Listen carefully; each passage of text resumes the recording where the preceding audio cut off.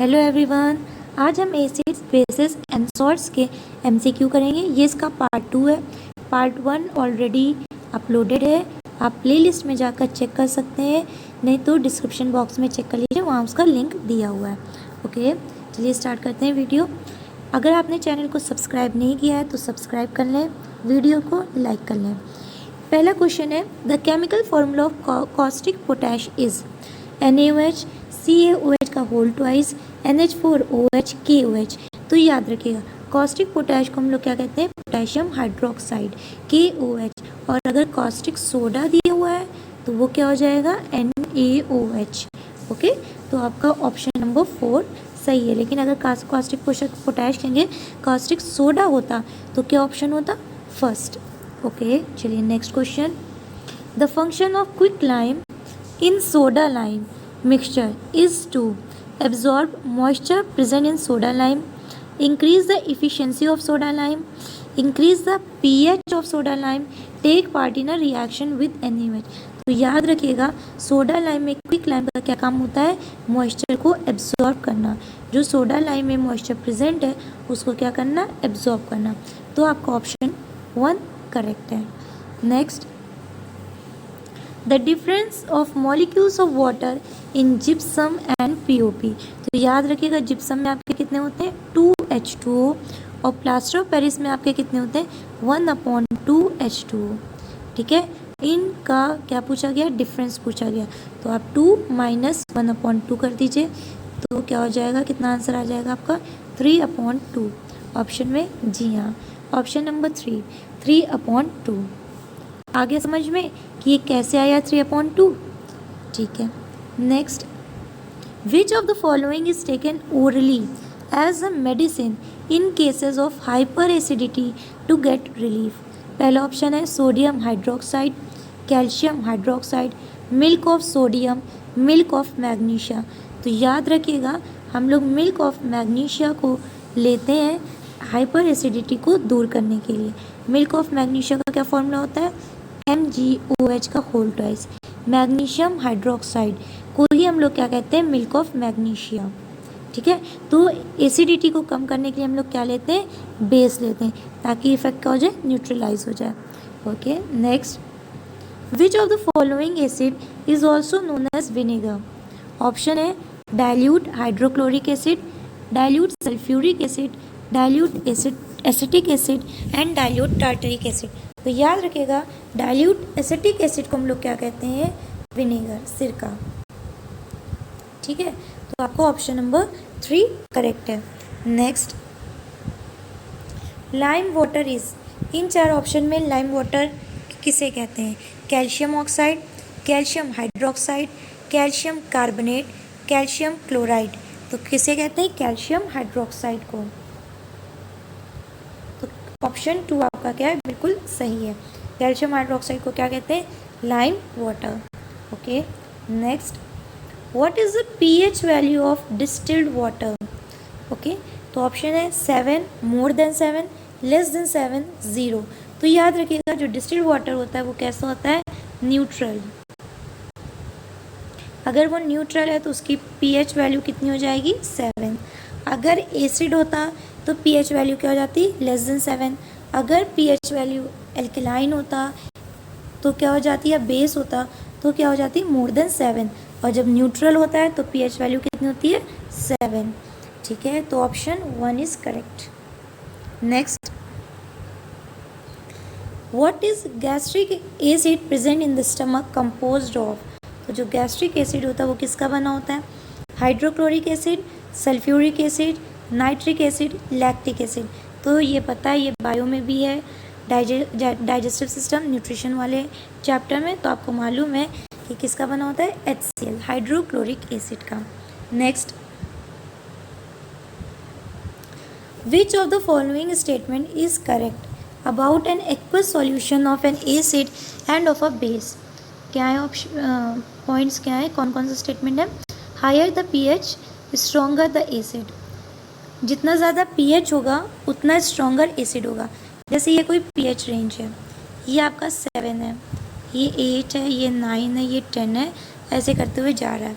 और ये आपका 6 है, 5 है, 4 है, 3 है, ठीक है। तो अब 7 पे तो आपको मालूम है कि न्यूट्रल होता है। जब हम इधर जाएंगे क्या होगा, बेस का पीएच पता चलेगा।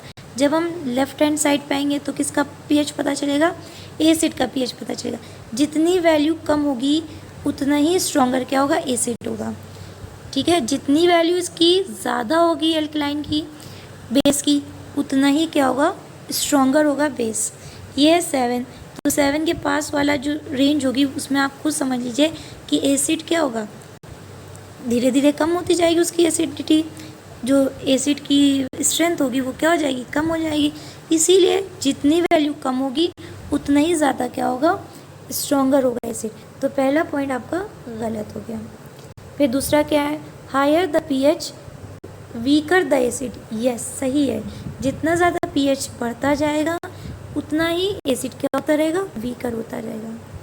थर्ड स्टेटमेंट है, lower the pH stronger the base. तो जितना पीएच कम होगा बेस उतना ही स्ट्रॉन्ग होगा, नहीं, स्टेटमेंट रॉन्ग है। Lower the pH weaker the base. Yes, जितना यहाँ पे पीएच का इसकी पीएच की वैल्यू कम होगी उतना ही क्या होगा, बेस वीकर होगा, ठीक है। आपको स्टेटमेंट समझ में आ गया। आपने ये भी कर लिया कि कौन सही है कौन से गलत है। अब ऑप्शन में आइए। ऑप्शन क्या क्या है, first and third, second and third, first and fourth, and फिर क्या है, सेकेंड एंड फोर्थ। तो आपके कौन कौन से सही है, सेकेंड एंड फोर्थ आपके सही हैं। तो आपका करेक्ट आंसर क्या हो जाएगा, आंसर डी। ऑप्शंस रटिए नहीं, समझिए, किसी तरीके से भी आ सकते हैं, इसको किसी और तरीके से दिया जा सकता है, पर जो तरीका है वो चेक करने का ये लगेगा। ओके, चलिए next. Which of the following gives the correct increasing order of the acidic strength. अब इन ऑप्शंस में आपसे एसिडिक स्ट्रेंथ की ऑर्डर पूछा है। कैसा ऑर्डर पूछा है, इंक्रीजिंग ऑर्डर, मतलब जो सबसे पहले होगा वो क्या होगा, कम होगा, फिर उससे ज़्यादा होगा, फिर उससे ज़्यादा होगा। 3 चीज़ें दी हैं, वाटर दिया है, एसिटिक एसिड दिया है और हाइड्रोक्लोरिक एसिड दिया है। तो हमें मालूम है कि HCl कैसा होता है, स्ट्रॉन्ग एसिड होता है। एसिटिक एसिड क्या होता है आपका, वीक एसिड होता है। और वाटर क्या होता है, ना एसिड है ना बेस है, क्या है, न्यूट्रल है। तो वाटर का क्या होगा, एसिडिक स्ट्रेंथ सबसे कम होगी, फिर उससे ज़्यादा किसकी होगी, एसिटिक एसिड की, फिर सबसे ज़्यादा किसकी होगी, हाइड्रोक्लोरिक एसिड की। तो पहले ही ऑप्शन में ये लिखा हुआ है, तो फर्स्ट ऑप्शन इज़ करेक्ट, हमें और ऑप्शन में देखने की ज़रूरत भी नहीं है। चलिए next. Increase in the OH minus concentration, hydroxyl ion concentration leads to increase in the pH of the solution, a decrease in pH of the solution, doesn't alter the pH of the solution, alter मतलब change, decreases the basic strength of the solution। तो क्या होगा, अगर आपका hydroxide ion concentration कम होगा तो क्या होगा, pH सॉल्यूशन आपका OH हाइड्रोक्सिल आयन का कंसनट्रेशन बढ़ेगा, तो जाहिर सी बात है pH क्या होगा, बढ़ेगा। तो पहला ऑप्शन आपका सही है। ओके, चलिए next. The pH of 3 solution X, Y, Z कितना है, 6, 4 and 8। Which of the following is the correct order of the acidic strength. तो हमें मालूम है pH वैल्यू जिसकी जितनी कम उतना ही अच्छे, उसकी ज़्यादा क्या होगी, एसिडिक स्ट्रेंथ उतनी ही ज़्यादा होगी। तो सबसे कम किसकी है pH वैल्यू, 4 मतलब Y, तो Y क्या हो गया, सबसे ज़्यादा स्ट्रेंथ हो गई। फिर उसके बाद क्या है, 6 पे क्या हो गया, X, फिर उसके बाद क्या है, Z। तो आपका ऑर्डर हो गया Y सबसे ज़्यादा होगी एसिडिक स्ट्रेंथ Y में, फिर X में होगी और फिर सबसे कम Z में होगी। तो कौन सा ऑप्शन करेक्ट है, थर्ड। आगे आपको समझ में। Next, what is the chemical formula of plaster of Paris. Plaster of Paris का केमिकल फार्मूला क्या होता है, तो ये याद रखिए क्या होता है, CaSO4 dot half H2O, CaSO4 1/2 H2O। तो क्या हो जाएगा, ऑप्शन नंबर 3। ओके, चलिए next. An ants sting can be treated with which will neutralise the effect of chemical injected by the ant sting into our skin. Choose the correct option from the following to be filled in the blank space. Methanoic acid, formic acid, baking soda, costing soda. देखिए and sting है और हमें neutralise करना है, acid के effect को neutralise करना है, तो क्या यूज़ करेंगे? बेस। तो मीथेनोइक एसिड, फॉर्मिक एसिड, दो तो आपके ऑप्शन एलिमिनेट हो गए, बिल्कुल भी नहीं होंगे। अब बचे बेकिंग सोडा और कॉस्टिक सोडा, तो हम किसका यूज़ करते हैं? बेकिंग सोडा का यूज़ करते हैं, तो ऑप्शन 3 आपका करेक्ट है। Next, copper sulphate crystals when heated strongly lose the water of crystallisation. Copper sulphate में कितने होते हैं? 5 मॉलिक्यूल्स ऑफ वाटर, ठीक है। तो ये किस कलर में होता है? ब्लू, याद रखिएगा। To give anhydrous copper sulphate, फिर ये हीट करा गया, जब हीट करा गया तो जो ये 5 मॉलिक्यूल्स हैं ये इसने लूज कर दिए, तो क्या बन गया? CuSO4। accompanied by a change in color from blue to green, blue to white, blue to sky blue, blue to grey। अब सब में ब्लू ब्लू ब्लू, तो याद रखिएगा जो कॉपर सल्फेट है इसका कलर होता है आपका वाइट, तो ऑप्शन हो जाएगा second, blue to white. Okay, चलिए next, in which pH range does our body work to survive in the atmosphere? 5.5 to 8.5, 7.0 to 7.8, 2.3 to 7.0, 7.5 to 12.5। देखिए 2.3 नहीं होगा क्योंकि ये बहुत ज़्यादा एसिडिक हो जाएगा, उसमें सर्वाइव करना मुश्किल है। 7.5 से 12.5 भी नहीं होगा, ज़्यादा बेसिक हो जाएगा, वो भी नहीं।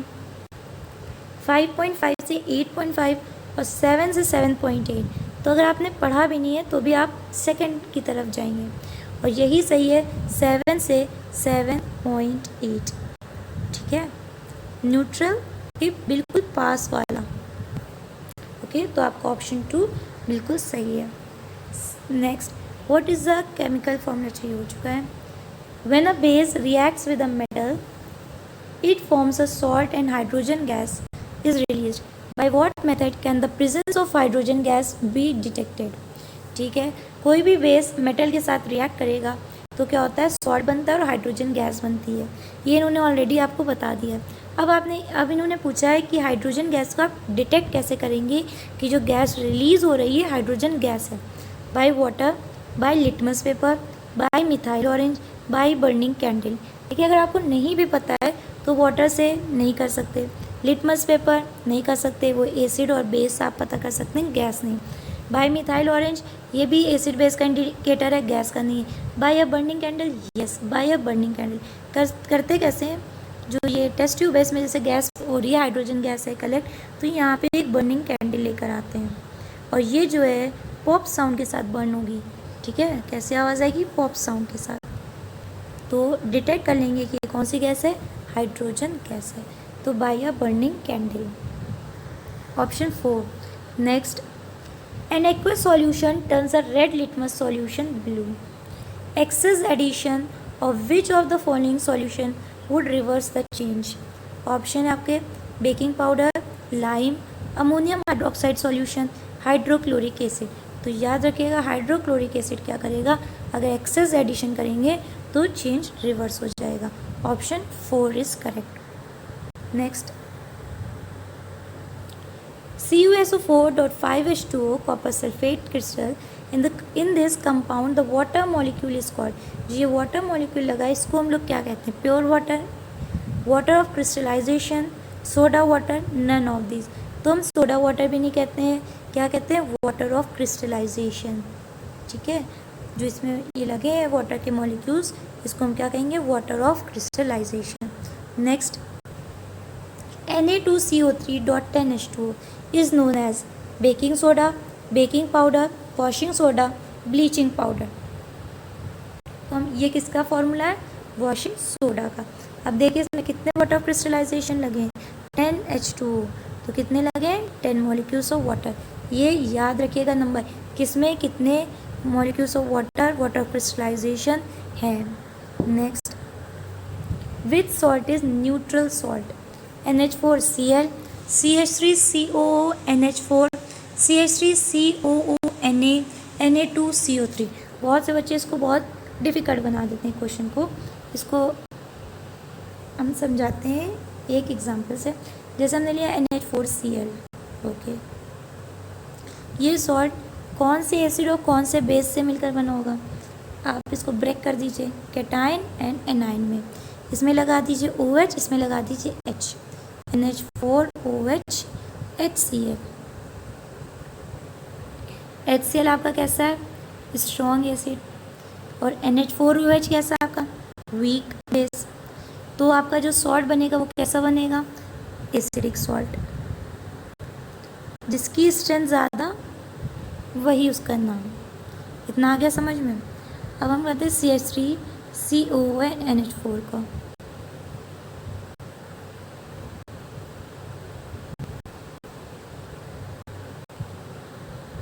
चलिए CH3COONH4, फिर इसको ब्रेक कर दीजिए। कर दिया? ठीक है। अब इसमें क्या लगा दीजिए? H लगा दीजिए। इसमें क्या लगा दीजिए? OH लगा दीजिए। ये कैसा है? ये आपका कैसा है? Weak acid. NH4OH क्या है आपका? Weak base. दोनों वीक, जब दोनों वीक तो कैसा बनेगा? Neutral salt. ठीक है, तो ये ही इसका आंसर हो जाएगा, लेकिन हम बचे हुए दो भी करेंगे। ठीक है,